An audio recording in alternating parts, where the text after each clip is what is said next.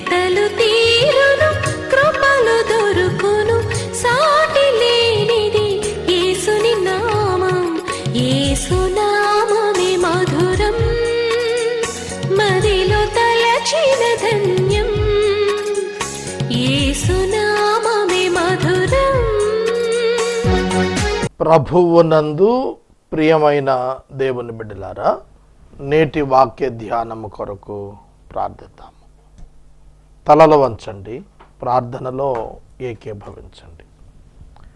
మమ్ములను మిక్కిలిగా ప్రేమిస్తున్న మా ప్రియ తండ్రి, మీకు వందనాలు, స్తోత్రాలు. నేటి వాక్య ధ్యానము ద్వారా మాతో మాట్లాడండి. మా ప్రేక్షకులను నీ వాక్కు ద్వారా దర్శించండి. వాక్య సత్యమును ఉన్నది ఉన్నట్లు నేర్చుకోవటానికి మాకందరికీ కృపనివ్వండి. యేసు క్రీస్తు నామమున వేడుచున్నాము తండ్రి, ఆమెన్. ప్రియమైన దేవుని బిడ్డలారా, పేతురు వ్రాసిన 2వ పత్రిక 2వ అధ్యాయము 4వ వచనము మొదలు 10వ వచనము వరకు వ్రాయబడినటువంటి వృత్తాంతము పాపము చేసి నశించిన దేవదూతలను గూర్చి, పాపము కారణముగా దైవ ఉగ్రత వచ్చిన జల ప్రళయం గూర్చి, దైవ ఉగ్రత కారణంగా అగ్ని గంధకాలు ఆకాశము నుండి 2 పట్టణాలు నాశనం కొరకు సొదొమ గొమొర్రా పట్టణాలపై కుమ్మరించబడినటువంటి విషయాన్ని గురించి, ఆ కాపురస్తుల యొక్క, పట్టణాల కాపురస్తుల యొక్క ఆధ్యాత్మిక, మానసిక, సామాజిక పరిస్థితులను గురించి ఈ వచనాల్లో రాశాడు. దేవదూతలను గురించి రాసిన మాటలు మనం బైబిల్ గ్రంథంలో ఒక స్టోరీలా ఒకే చోట వ్రాసినవి కాదు. దేవదూతలను గురించి ఒక పెద్ద శాస్త్రమే ఉంది, ఏంజెలాలజీ. దేవదూతల శాస్త్రం అనేది ఒక పెద్ద శాస్త్రం. మేజర్ డాక్ట్రిన్స్లో ఇదొకటి. బైబిల్ గ్రంథంలో ఆదికాండం 1వ అధ్యాయం 1వ వచనంలోనే, ఆదియందు దేవుడు భూమి ఆకాశములను సృజించెను అను పదంలో ఈ భూమి ఆకాశములు అనే పదంలో దేవదూతల యొక్క ప్రారంభం కనిపిస్తుంది. కనుక ఇది చెప్పేటప్పుడు కొంచెం మీరు మైండ్ ఇటు అటు వెళ్లకుండా, మైండ్ డైవర్ట్ అవ్వకుండా వినాలి. దేవదూతలు అంటే ఎవరు, ఎప్పుడు చేయబడ్డారు, ఎలా ఉంటారు, ఈ విషయాలు మనకు కొన్ని తెలియాల్సిన అవసరం కూడా ఉంటుంది. ఏంజల్స్, గాడ్స్ ఏంజల్స్, దేవుని యొక్క దూతలు. మనకు బైబిల్ గ్రంథంలో దేవుని యొక్క దూతల వివరాలు కనిపిస్తాయి. పాత నిబంధన గ్రంథంలో ఒక దూత గురించి రెగ్యులర్గా రాసి ఉంటుంది, అది యెహోవా దూత. ఈ యెహోవా దూత దేవదూతలలో ఒకడు కాడు. ఆ డిఫరెన్సియేషన్ ప్రధానంగా తెలియాలి. యెహోవా దూత పాత నిబంధన గ్రంథంలో యేసుక్రీస్తు యొక్క ప్రత్యక్షత, pre incarnated Jesus is nothing but the angel of God. Angel of God is different from God's angels. అర్థమైందా? కనుక మనం దేవదూతలను గూర్చి నేర్చుకున్నప్పుడు దేవుడు కోట్ల కొలది దేవదూతలను ఆయన స్పిరిట్ బీయింగ్స్గా చేశాడు. వారికి మనవలే ఫిజికల్ బాడీ ఉండదు దేవదూతలకు. అందులో డివిజన్స్ ఉన్నవి.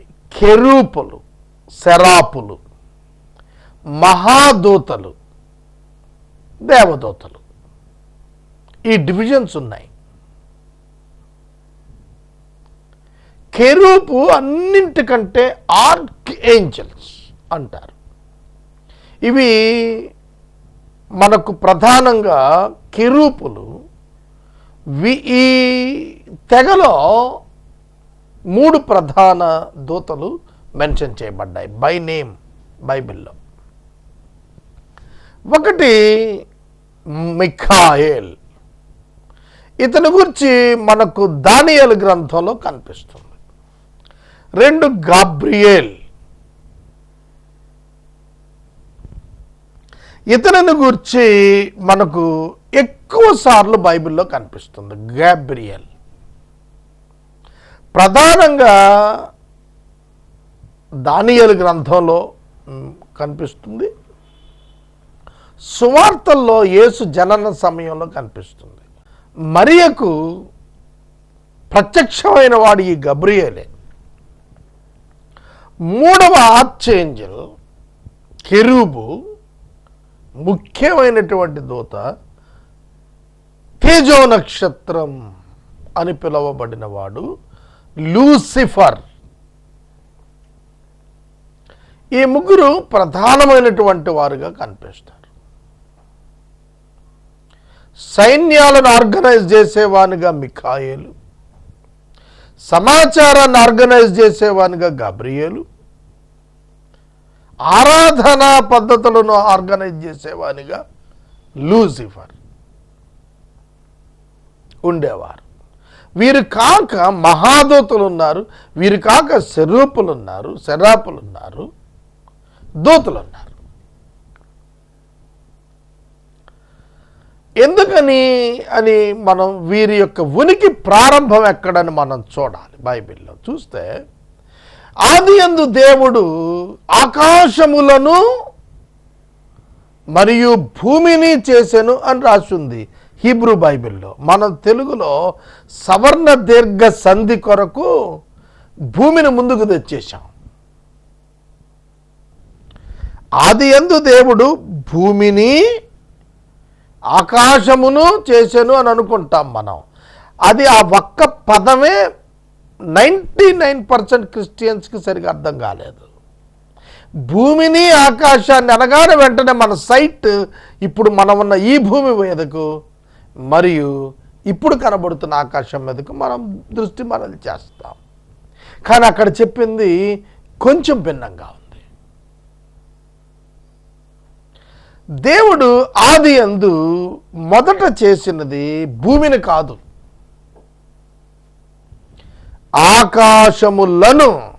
యూనివర్స్ అన్నాం. యూనివర్స్, విశ్వం అని. ఇప్పుడు నెబ్యులా పాలపుంతలు బిలియన్స్ ఆఫ్ నెబ్యులాస్ ఉన్నాయి, వాటిని చేశాడు. అందులో దేవదూతల సృష్టి కూడా భాగం. దేవుడు భూమికి పునాది వేయాలనుకున్నప్పుడు ఈ దేవదూతలు సృష్టింపబడే ఉన్నవి అని యోబు చెప్పాడు. భూమికి నేను పునాదులు వేసినప్పుడు ఆకాశ నక్షత్రాలు, దేవుని దూతలు స్తుతించి బిగ్గరగా పాడినప్పుడు, భూమికి మూలరాతిని వేసినప్పుడు నీవెక్కడున్నావు అని దేవుడే స్వయంగా యోబును ప్రశ్నించాడు యోబు గ్రంథంలో. ఆ కారణం చేత దేవదూతలు భూమికి పునాది వేసేటప్పటికే ఉన్నారు. ఆది యందు దేవుడు ఆకాశములను చేసెను, దాని యందు దేవదూతలను చేసెను. దేవదూతలు స్తుతిస్తూ ఉండగా భూమికి పునాది వేసెను. ఈ భూమికి దేవుడు పునాది వేసినప్పుడు అది నిరాకారముగాను శూన్యముగాను లేదు. కానీ ఆదికాండం 2వ అధ్యాయం 1వ వచనం నిరాకారం శూన్యంగా భూమి ఉందని చెప్పింది. 1వ వచనం 2వ వచనం కలిపి అవగాహన లేక చదివేస్తే బైబిల్ పెద్ద తప్పిదం అవుతుంది. యెషయా గ్రంథం 48వ అధ్యాయం 45వ అధ్యాయం 18వ వచనంలో ఆకాశమునకు సృష్టికర్త అయిన దేవుడే భూమిని సిద్ధపరిచి స్థిరపరిచాడు. దేవుడు భూమిని నిరాకారముగా ఉండునట్లు చేయలేదు, నివాసయోగ్యంగా చేశాడు. యెషయా 45:18. కాబట్టి నివాసయోగ్యముగా చేయబడినటువంటి భూమి దేవదూతలు నివాసం ఉన్నారు ఆ భూమి మీద. అప్పుడున్న భూమి యొక్క స్థితిగతులు ఇప్పుడున్న భూమి మీద ఉన్న స్థితిగతులు కాదు. ఫండమెంటల్ టీచింగ్ ఇది అర్థం చేసుకోవాలి. యెహెజ్కేలు గ్రంథం 28వ అధ్యాయంలో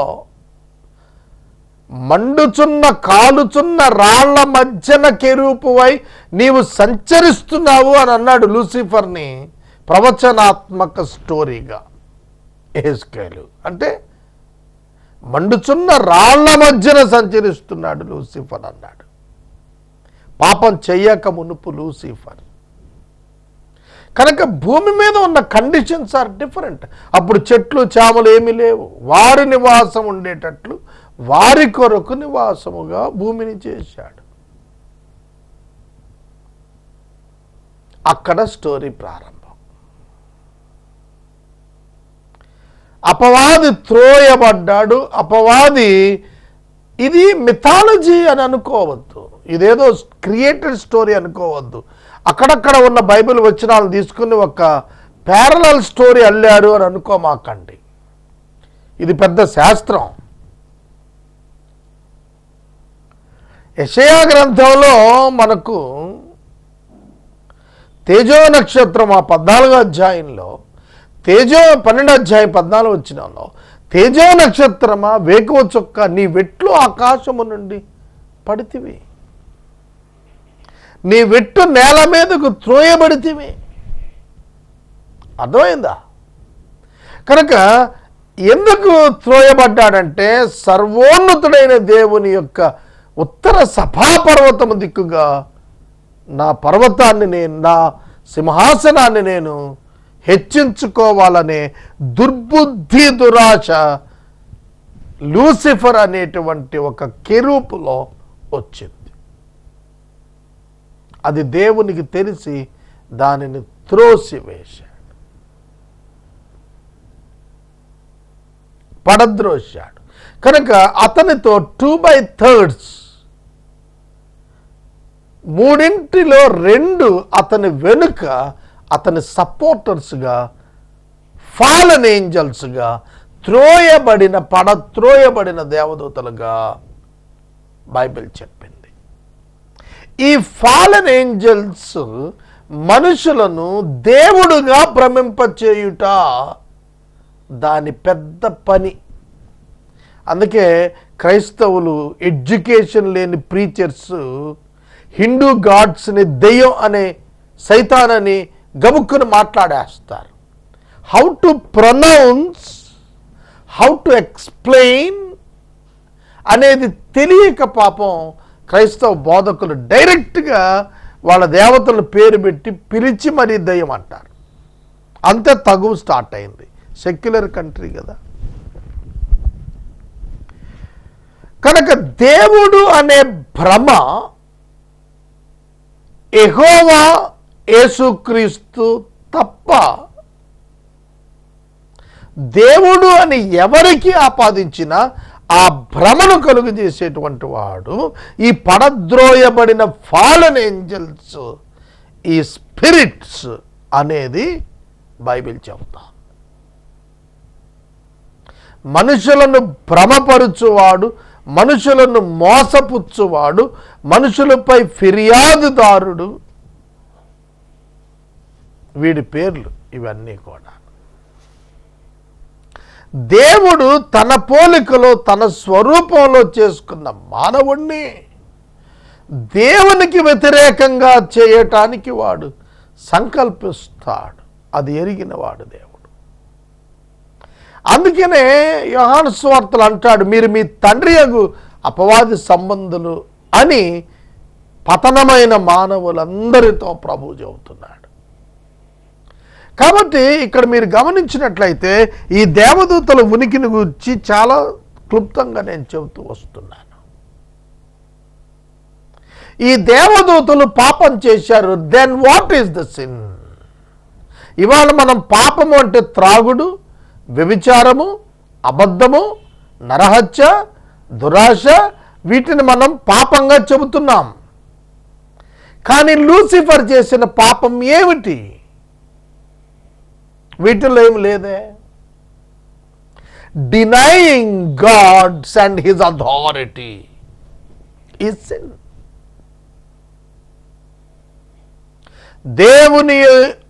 దేవుని అధికారమును తృణీకరించుట పాపము.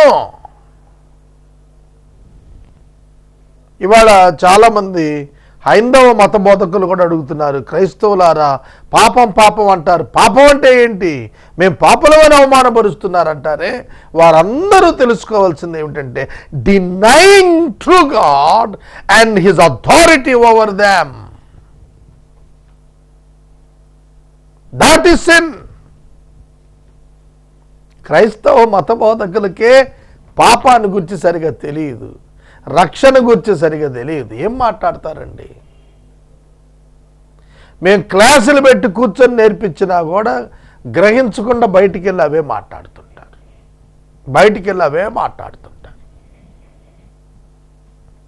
కనుక పాపము అనగా దేవుని తిరస్కరించుట, దేవుని అధికారమునకు తిరుగుబాటు చేయుట. రెబెలియన్ అండ్ రెబెలియస్, విరోధి, తిరుగుబాటు. పాపము అంటే తిరుగుబాటు,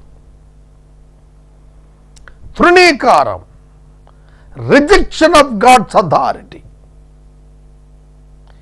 అది దేవదూతలు చేసినప్పుడు దేవుడు వారిని క్షమించలేదు.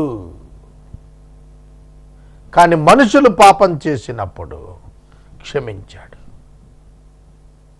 ఉపేక్షించాడు, ఓర్చుకున్నాడు. కానీ దేవదూతలు పాపం చేసినప్పుడు ఓర్చుకోలేదు.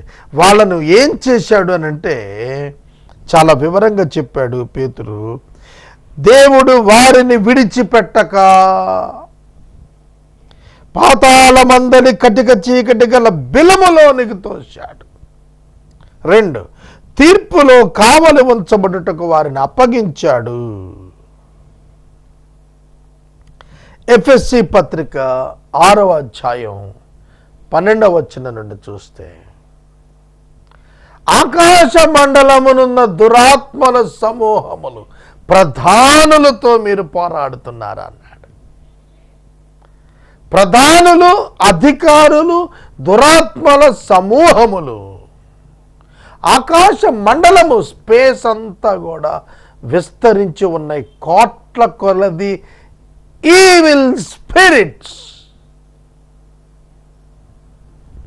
సంచారం చేస్తున్నాయి ఈ విశ్వంలో. చాలామంది దయ్యం అంటే చనిపోయిన వారు ఆత్మ దయ్యంగా మారుతుంది అనుకుంటారు. కాదు, పొరపాటు అది. బైబిల్ దయ్యం అని చెప్పింది దీని గురించే. ఈ ఫాలెన్ స్పిరిట్స్, ఈ ఫాలెన్ ఏంజల్సే ఈవిల్ స్పిరిట్స్, ఈ ఈవిల్ స్పిరిట్సే దయ్యాలు. ఇది చాలా పెద్ద subject.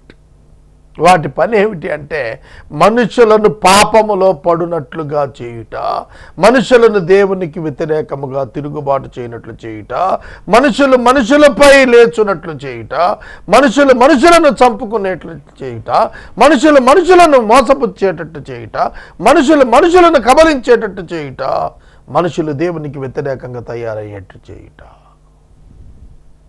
This is the nature of the evil spirit.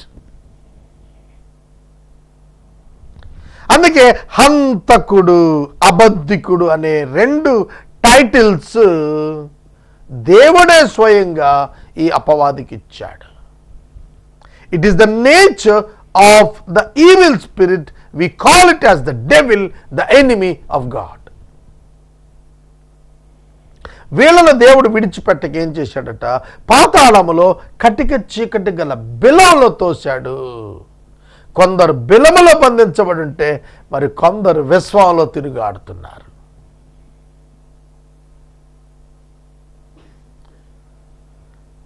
ఇక్కడికి దేవదూతలను గురించి ముగించి రెండోది సొదొమ గొమొర్రాలను గురించి, నోవహు కాలాన్ని గురించి మాట్లాడుతూ, నోవహు కాలంలో మనుషులందరూ కూడా 6వ అధ్యాయం ఆదికాండం, మనుషులందరూ కూడా దేవుని అధికారమును తృణీకరించారు, ధిక్కరించారు. దేవుడు తమకు నియమించిన మార్గమును వారు చెరిపివేసుకున్నారు. దేవుని మార్గమును వారు చెరిపివేసుకుని తమ సొంత మార్గములకు తొలగిపోయారు. They created God instead of worshipping the true God. That is their sin. దేవుని ఆరాధించుటకు బదులు, సత్య నిజ దేవుని ఆరాధించటానికి బదులు తమ మదికి వచ్చిన దేవుణ్ణి వాళ్ళు చేసుకోవటం ప్రారంభించారు. మీకు విషయం తెలుసా? నిజ దేవుడు కాక మరొక దేవుడు ఎవరు మానవుడి కంటే తన స్వచిత్తము నుండి పుట్టిన, అహం నుండి పుట్టినటువంటి ఆలోచన. ఆ ఆలోచన యొక్క అంగీకారం అతనికి ఒక దేవుడయ్యాడు. అదే ఐగుప్తు నుంచి వస్తూ వెనక్కి వెళుతున్న ఆ కనాను యాత్రలో అహరోను చేసింది అదే. ప్రజల ఆలోచన చొప్పున బంగారముతో దూడను చేశాడు. కొన్ని లక్షణాలను ఊహించుకొని అది దేవుడు అన్నారు మనుషులు.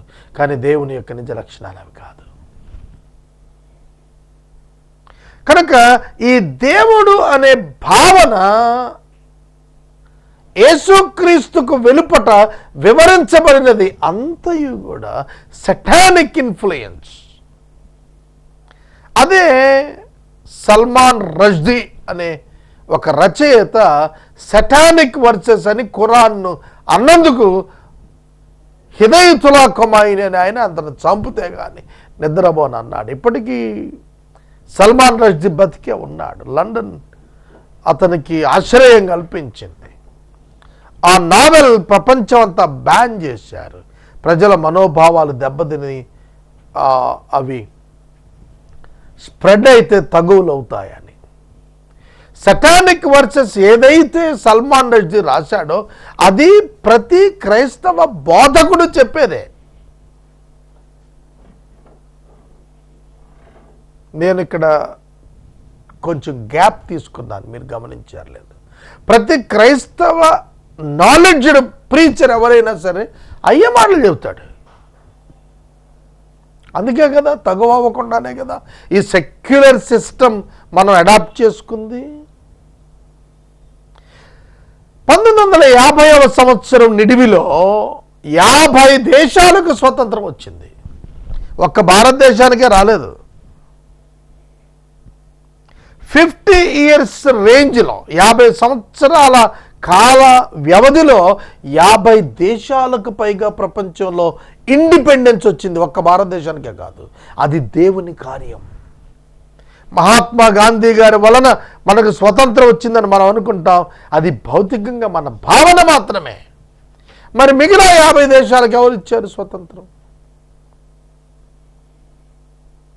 కాబట్టి in his God's eternal plan God is introducing democratic countries, secular countries in the end times. Before giving the persecution to the Church of Christ, God is allowing the states of democracy and secular. Even America దేశం కూడా secular కంట్రీయే. America దేశం కూడా secular కంట్రీయే, not Christian country. కాబట్టి క్రైస్తవులు అత్యధిక శాతం ఉన్నారు అంతే. ఇండియన్సే 7% ఉన్నారండి అమెరికా భూభాగం మీద. ఇండియా వాళ్ళందరూ హిందువులే కదా. 7% అమెరికన్స్ ఇండియన్సే. కాబట్టి మనం గ్రహించాల్సింది ఏమిటంటే, సొదొమ గొమొర్రా పట్టణాల మీద అగ్నిగంధకాలు కురిపించడానికి,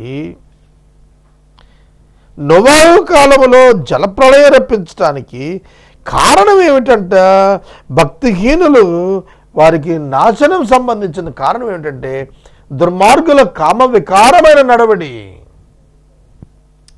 దుర్మార్గుల కామ వికారమైన నడవడి, భక్తిహీనులు భక్తి యొక్క హీనత ఆనాటి 2 ఇన్సిడెంట్స్కి కారణమైంది. ఆ నీతిమంతుడు వారి మధ్యన కాపురం ఉండి తాను చూచిన వినిన దానిని బట్టి తన మనస్సును నొప్పించుకున్నాడని లోతును గురించి రాశాడు.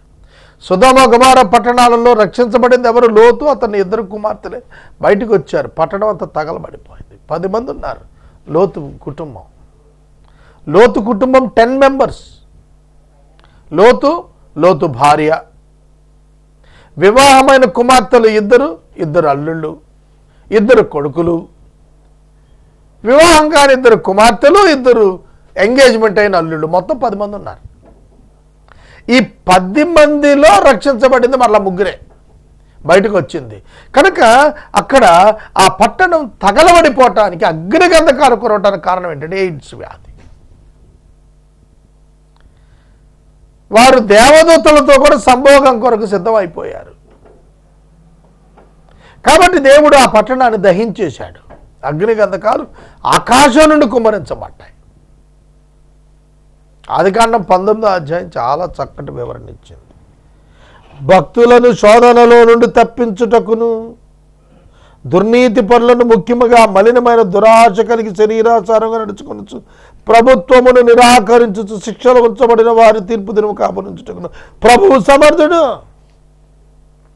వీరు తెగువ గల వారిని స్వేచ్ఛాపరులను మహాత్ములు దూషింప విరవకున్నారు. పాతాళ వశం అయిపోయిన వాళ్ళు అందరూ దేవుని బిడ్డలను, దేవుణ్ణి తృణీకరిస్తారు, దూషిస్తారు.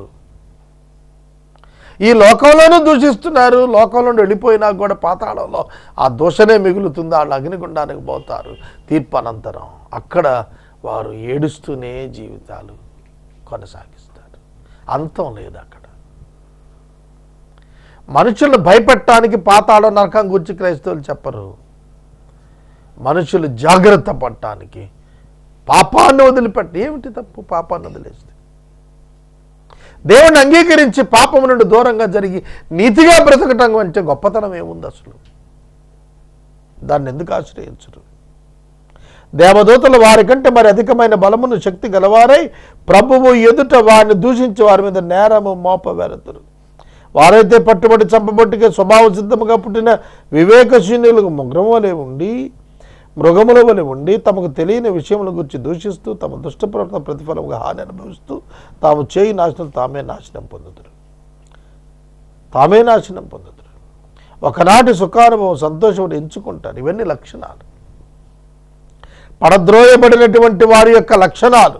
Fallen spirit and fallen angels మరియు ఫాలెన్ పీపుల్. పడద్రోయబడినటువంటి దేవదూతల వలె పతనమైన మానవుల యొక్క లక్షణాలు కూడా ప్రభుత్వాన్ని నిరాకరించేటువంటిది, ప్రభువును దూషించేటువంటిది గాను తమ దుష్ట ప్రవర్తనకు ఫలితమైన హానిని అనుభవించేదిగాను ఉన్నారు.